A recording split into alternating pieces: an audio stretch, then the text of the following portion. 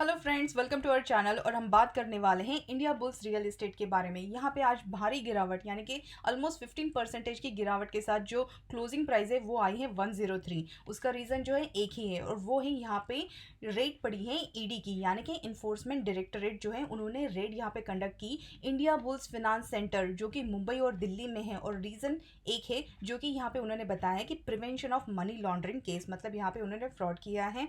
Detail में अगर हम यहाँ पे न्यूज़ जानते हैं तो देखिए, इसके जो प्रमोटर मतलब इंडिया बुल हाउसिंग के जो प्रमोटर है समीर गहलोत, इनके अगेंस्ट यहाँ पे ईडी ने एक केस लॉन्च की थी अप्रैल 2021 में, prevention of money laundering case. तो यहाँ पे उन्होंने बताया कि इन्होंने क्या किया था, इनकी जो रियल एस्टेट जो कंपनी है उसके लिए उन्होंने लोन लिया था इंडिया बुल्स से, और वो उन्होंने लोन के जो पैसे थे वो उन्होंने इंडिया बुल्स हाउसिंग के शेयर में डाले। जबकि लोन तो उन्होंने लिया था रियल एस्टेट कंपनी का, और वो जो रियल एस्टेट कंपनी के लिए जो उन्होंने लोन लिया था उसका जो पैसा है वो किसी और शेयर में डाल दिए। तो यहाँ पे इंडिया बुल्स हाउसिंग का जो शेयर है उसकी जो प्राइस है वो उन्होंने यहाँ पे कंटिन्यूसली इंक्रीज की, और उसी के साथ वो जो पैसा है वो कहीं और भी किसी और एंटिटीज में भी उन्होंने इन्वेस्ट किया।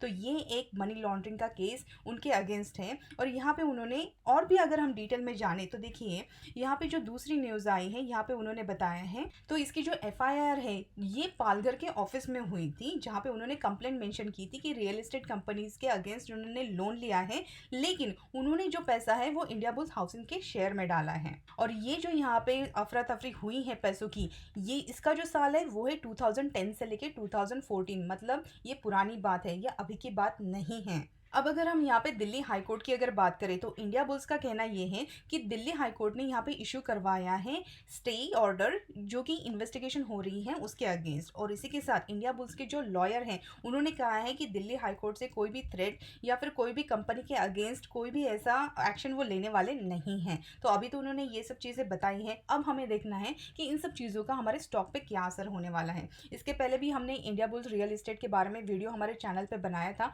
और यहाँ पे हमने ये भी बातें बताई कि मार्केट नेगेटिव है तो यहाँ पे बाय ऑन डिप की यहाँ पे स्ट्रैटेजी हम अपना सकते हैं। तो देखिए, जो हमारे पिछली बार के जो लेवल थे यहाँ पे हमने बताया था सपोर्ट जो है वो ऑलमोस्ट 120 के आसपास था। अब ये जो सपोर्ट है ये हमारा टूट गया है, और अगर हम नेक्स्ट सपोर्ट की यहाँ पे बात करें तो नेक्स्ट सपोर्ट ऑलमोस्ट 105 के आसपास था, लेकिन वो भी आज ऑलमोस्ट इसने 100 के लोज दिखाए थे, और उसके बाद उसने क्लोजिंग जो है वो 103 के आसपास की।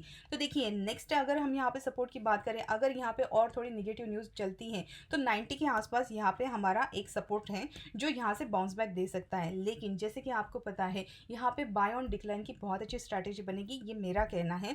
अगर आपको लगता है कि ये सेफ बेट नहीं है तो आप ये जो मैटर है इसको थोड़ा सेटल होने दीजिए, और उसके बाद जब यहाँ से स्टॉक अप ट्रेंड के यहाँ पे चांसेस दिखाई दे तो आप वहाँ पे अच्छी बाइंग कर सकते। तो जो लोग यहाँ पे मंथली सिप करके चलते हैं उनके लिए एक बहुत अच्छी अपॉर्चुनिटी है। ऐसे मौके पे आप यहाँ पे बाय ऑन डिप कुछ क्वांटिटीज़ में यहाँ पे कुछ खरीदारी करके चल सकते हैं। लेकिन अगर जैसे कि मैंने पहले आपको कहा है कि अगर आपको सेफ बेट में इन्वॉल्व होना है और ऐसे शेयर से दूर रहना है तो वो भी ठीक है आपके लिए। आपको अगर ऐसा लगता है तो आप इस शेयर से दूर भी रह सकते हैं। अब जिन लोगों ने ये जो शेयर है वो बहुत ऊपर के लेवल पे यहाँ पे बाय करके रखा है, तो देखिए यहाँ पे एक अच्छी बाय ऑन डिप की स्ट्रैटेजी आप अपना सकते हैं।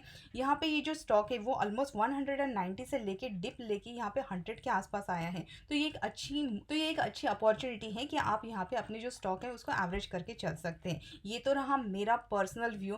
अगर आपको ऐसा कुछ लगता है कि नहीं यहाँ पे आगे और भी कुछ चीज़ें होने वाली हैं, क्योंकि देखिए जैसे कि हमने न्यूज़ में बताया है कि ये जो न्यूज़ है ये अभी की नहीं है। 2002 में ये जो एफआईआर है ये हुई थी, और ये जो फ्रॉड हुआ था वो 2010 से लेके 2014 में हुआ है। 2021 में तो अभी ये बस रेड पड़ी है जो इनके मुंबई और दिल्ली के जो ऑफिस है वहाँ पे। उसके अलावा वैसे जैसे भी लॉयर ने कहा है कि उनकी कंपनी के अगेंस्ट यहाँ पे कोई भी एक्शन लेने वाले हैं नहीं। लेकिन जैसे कि आपको पता है न्यूज़ जो है उसके पॉजिटिव निगेटिव जो चीज़ इम्पैक्ट है वो मार्केट पे होते रहते हैं। तो मेरे हिसाब से मैंने तो यहाँ पे बाय ऑन डिप की अपॉर्चुनिटी ले ली है। आप अपने हिसाब से रिसर्च और एनालिसिस करके अपना खुद का डिसीजन ले सकते हैं। तो आई होप इस वीडियो में जो मैंने इन्फॉर्मेशन बताई है वो आपके लिए कुछ हेल्पफुल रही होगी, और अगर ऐसी बात है तो हमें कमेंट सेक्शन में ज़रूर बताइए, और आपका आईबी रियल इस्टेट के बारे में क्या कहना है वो भी हमें कमेंट सेक्शन में ज़रूर बताइएगा। और मिलते हैं हमारे अगले वीडियो में। Thank you so much.